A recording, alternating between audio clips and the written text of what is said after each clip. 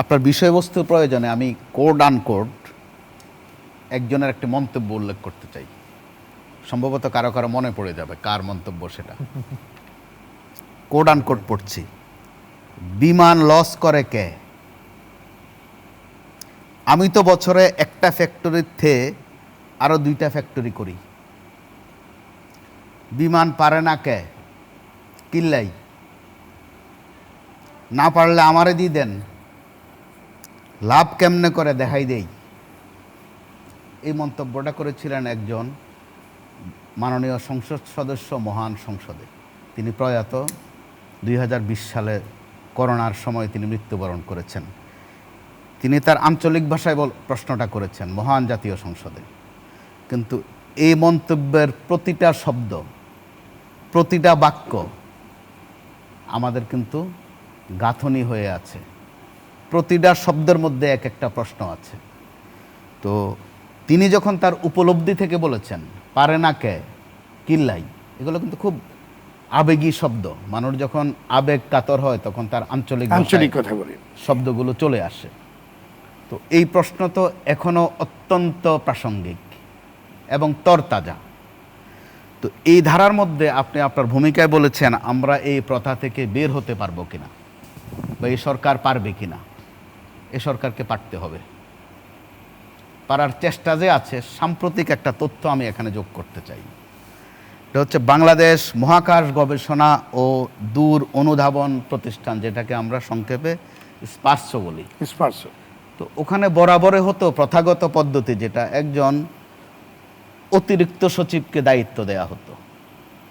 তিনি হয়তো তার পড়াশোনা ইসলামের ইতিহাসে, অথবা তার পড়াশোনা সমাজবিজ্ঞানে, তো ওনাকে ওখানে দেয়া হতো। এটা কিন্তু প্রথা। তিনিও একটা চাকরি করেন।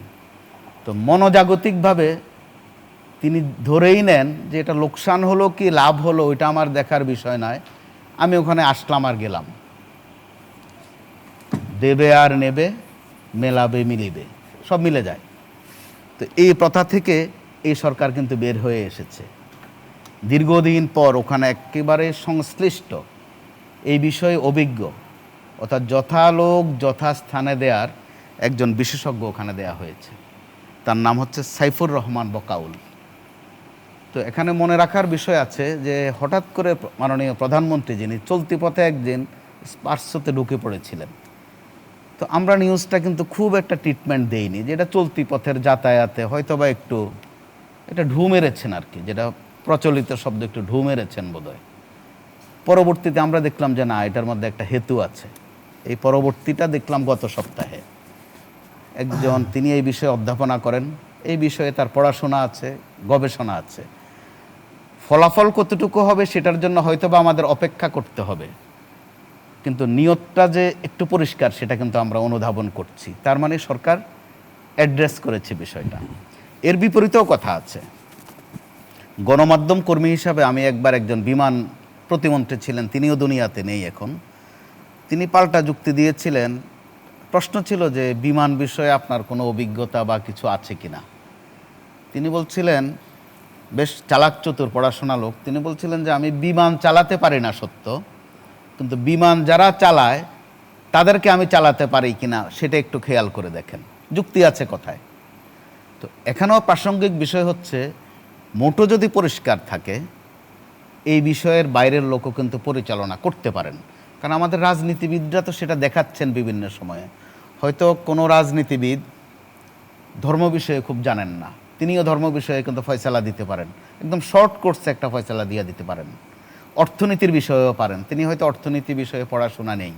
কারণ এখানে স্বীকার করতে হবে, আমরা যত কথাই বলি, দেশটা গড়েছেন রাজনীতিবিদরা, চালাবেনও তারাই, চালকের আসনে তারাই থাকবেন কোনো না কোনোভাবে।